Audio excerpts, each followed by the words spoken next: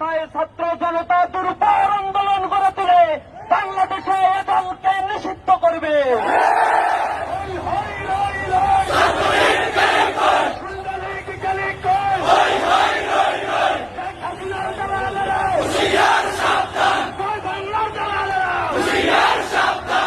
আমরা গতকাল দেখেছি যেখানে মেধার চর্চা হয় সেখানে রক্ত ঝরেছে।